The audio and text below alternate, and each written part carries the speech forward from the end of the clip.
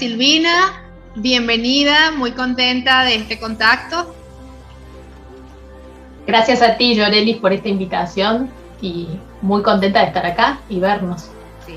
Es el primer contacto que tenemos en esto que hemos titulado Voces de la Psicología Política. Quiero presentarles a Silvina Brusino, doctora en psicología, investigadora principal de CONICET y profesora titular de la Universidad Nacional de Córdoba, directora del Instituto de Investigaciones Psicológicas y miembro de la Comisión Asesora de Gran Área de Ciencias Sociales y Humanas de CONICET. Desde el 2003 dirige el equipo de Psicología Política y ha sido la primera, hay que decirlo, secretaria general de la Asociación Ibero-Latinoamericana de Psicología Política, presidenta de la Asociación Argentina de Ciencias del Comportamiento y directora del doctorado en Psicología de la Facultad de Psicología de la Universidad Nacional de Córdoba, y sus trabajos tratan de comprender cómo las personas se vinculan con el mundo de lo político y cómo el entorno afecta también sus visiones del mundo, sus relaciones sociales y sus comportamientos. Entonces, para todas aquellas personas que lleven gusto de ver este video, la primera pregunta es ¿cómo surge la idea de tener una asociación y articular? ¿Cómo fue esa experiencia de darle forma a esta Asociación Ibero-Latinoamericana de Psicología Política? Bueno, la verdad es que fue un trabajo bastante más sencillo de lo que parece o lo que puede parecer.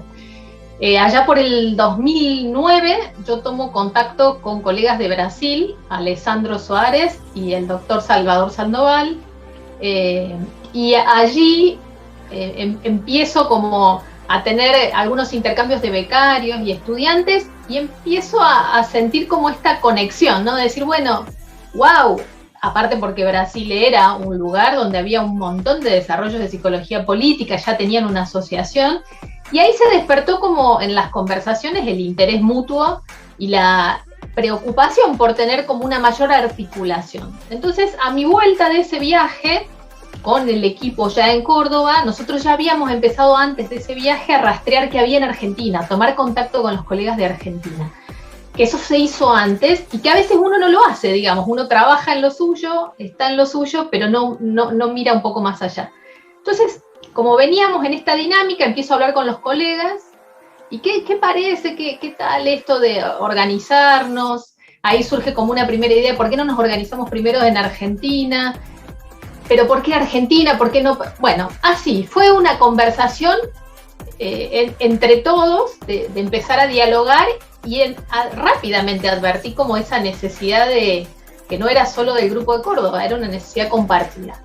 Y en marzo del 2011 largamos ese mail que yo mandé a mucha gente, inclusive a ti, Yorelis, de empezar a ver si había, y bueno, y eso ya, el mail llegó a Portugal, llegó a España, llegó a todos los países de Latinoamérica, desde México hacia abajo, y bueno, empezaron a decirme que sí, que bueno, que apoyaban, y justo en julio de ese año estaba el evento de la CIP en Colombia, en Cali. En Medellín. En Medellín. Y Nelson nos invita a hacer un simposio de psicología política. Entonces yo dije, ¿por qué no nos juntamos ahí, ya que está? Y como mucha gente había dicho que sí a mi mail de marzo, dijimos, nos juntemos en Medellín. Y allí fue. Y todo surgió como naturalmente. O sea, ese fue el primer contacto. Ese fue el primer contacto. Yo recuerdo que tú me dijiste, Yorelis, a mí me sonaba extraño, ¿no? Y entonces, de Venezuela, y ahí empezamos como a contactarnos, a articularnos, pero luego vino una segunda parte también muy interesante.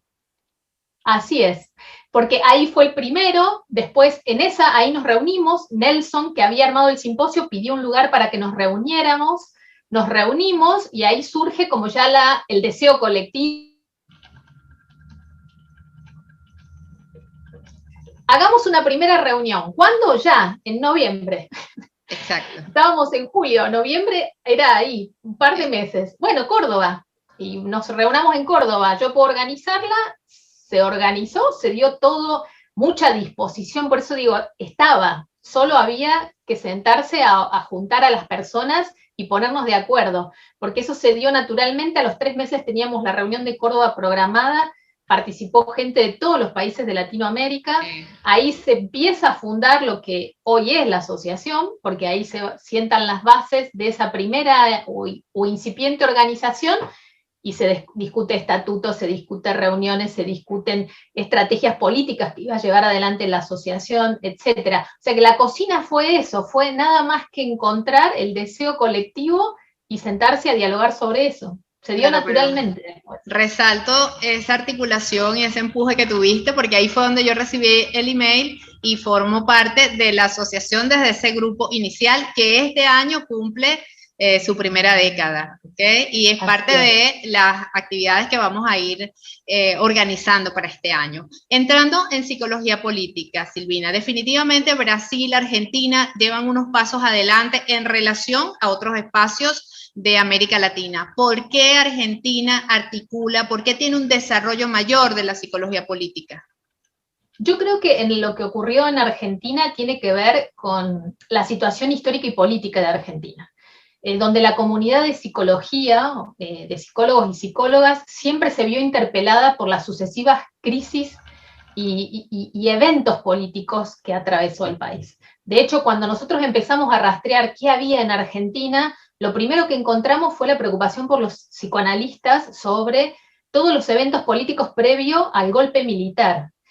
Y en la década del 80, cuando ya empieza a hablarse de psicología política en Argentina, y Rodríguez Kaut es la primera persona que en Argentina habla de psicología política, bueno, es el periodo de democratización, pero también es la sistemática y recurrente situación política de Argentina de crisis sociales, de crisis políticas, de crisis económicas, y la comunidad de psicólogos y psicólogas de este país siempre se ha sentido como muy interpelada por esa situación, luchas sociales, tortura, trauma, memoria, acción política, movimientos sociales, digo, es un país con un alto índice de conflictividad, pero también de luchas sociales. ¿Estamos hablando de qué época? En realidad, cuando uno empieza a rastrear, ya en la década del 60 y el 70 empieza a encontrar trabajos de psicoanalistas que no se adscriben como psicólogos políticos o psicólogas políticas, pero sí con fuertes preocupaciones sobre el fenómeno político. Ahí se da una articulación también entre psicoanálisis y marxismo, el freudo-marxismo, que de algún modo canaliza esa línea de trabajo y de preocupaciones hacia el fenómeno político. Después Pichon Rivière, con su psicología social, también con perspectiva más psicoanalítica en su relación y en sus trabajos con Pablo Freire, generan esto de la crítica a la vida cotidiana, o la psicopedagogía de la liberación, que tiene toda una vertiente crítica. Todo eso es previo en Argentina. Sí, y comienza además la articulación teórica, ¿no?, con lo que ha sido la práctica, porque todos estos temas que tú enumeraste terminan conformando el temario de la psicología política, incluso actual. Sin embargo, me lleva a otra pregunta. América Latina también tiene sus procesos y sus movimientos, pero hay otros países que se nos han quedado atrás, donde el desarrollo de la psicología política es muy incipiente o no está tan evidente, o lo que está sucediendo en algunos países de América Latina, incluyendo Venezuela, que está bajo el paraguas de la psicología social, no aparece todavía como un área. Entonces, ¿qué puedes tú decirnos en relación a por qué otros países se quedaron con este desarrollo más atrás? Yo creo que un puntapié importante en Argentina fue cuando el Ministerio de Educación de la Nación, en el 2009, reconoce como una de las incumbencias del psicólogo, o sea, de la profesión del psicólogo, la psicología política, como un área emergente. Eso posicionó y legitimó también de algún modo la psicología política. En el resto de Latinoamérica lo que yo veo es más bien como muchas voluntades dentro de lo que es la formación del psicólogo, digamos, la generación de materias dentro de la currícula de formación. No es algo instalado, instituido, desde la formalización de la formación de los psicólogos y las psicólogas. Yo creo que eso fue importante, aunque aún así no todas las facultades de psicología de Argentina dan psicología política. Argentina tiene cerca de 70 carreras de psicología y solo en 5 se da psicología política, ¿sí? Pero eso dio una legitimidad importante. ¿Qué pasa en el resto de Latinoamérica? Y bueno, que no existe ese nivel de formalización de la psicología política. o te vas a Brasil y lo ves y tiene una asociación, digamos, esos niveles de institucionalización generan y promueven también ciertos niveles de desarrollo del campo. Yo creo que lo que falta en el resto es un poco esa parte de la institucionalización y la formación y la formalización. Y también creo que tiene que ver con los procesos políticos. Creo que yo insisto en esto, o sea, hay situaciones políticas que si bien no escapan a la propia realidad argentina, de inequidades, de crisis y demás, Argentina tiene una suerte de historia de militancia y de lucha social importante. Y eso se refleja en la actividad y en la formación de estas disciplinas más sociales. Para informar a los jóvenes, que es uno de nuestros objetivos, que se entusiasmen, que conozcan el área de la psicología política, ¿cuál pudieras decir tú que son los temas clásicos que se están estudiando ahora en América Latina? Bueno, la verdad cuando uno revisa las agendas que históricamente se han dado a conocer, surgen primero los temas vinculados a la democratización. Después de periodos de dictadura y las consecuencias de la dictadura en tortura, derechos humanos, etcétera, tiene que ver con el periodo de la democratización de los países latinoamericanos. Entonces, la estabilidad democrática, la participación política, el comportamiento de voto, la legitimidad de las instituciones políticas, la corrupción, la comunicación política, los efectos de la comunicación de las redes sociales, hoy por hoy la polarización política, digamos, hoy creo, los movimientos sociales, desde distintas perspectivas teóricas y metodológicas. Creo que en eso Latinoamérica tiene una agenda común. Colombia incorpora el tema de la violencia política como tema que hoy, digamos, hay historia y hay actualidad en el tema de los procesos de paz y violencia política, que eso es un componente muy, muy arraigado en la historia de la psicología política colombiana. Memoria colectiva también. Memoria en el caso del sur, ¿no? De Chile y Argentina, el tema de la memoria colectiva. Los retos de la psicología política, Silvina. Uno. Bueno, yo creo que todavía estamos en un estado de 10 años, ¿sí? 10 años. De la asociación. Y nosotros pudimos ver en estos 10 años de asociación que sí impactaron en visibilizarnos, en reconocernos como tal y en crecer. Creo que todavía le falta como un mayor nivel de formalización en esto, programas de formación de grado, de posgrado, cooperación, otro desafío que nunca pudimos atravesar, que es la cooperación entre grupos, equipos. Tuvimos incipientemente una especie de intento de cooperación, pero no se dio, eso falta. Es verdad, estamos atravesados por las crisis y crisis y crisis y más crisis que impactan sobre lo académico, al nivel de las intervenciones que uno puede hacer, el contar con financiamientos para hacerlo, para trabajar y demás. Pero yo creo que esos son los desafíos. Creo que los desafíos no están ni en las teorías, ni en las metodologías, ni en las voluntades, ni en los cuerpos, ni en las cuerpas de los que realmente quieren y aman esta línea, porque no es una profesión, es un campo multidisciplinar, pero creo que lo que falta es, bueno, las fortalezas de la institucionalización y de los apoyos, digamos. Te tengo dos últimas preguntas muy breves. Acaban de lanzar un libro de psicología política donde vi que tienes una participación importante. Háblanos de tu participación para dejar a las personas que van a ver esta entrevista con interés de buscar esa publicación.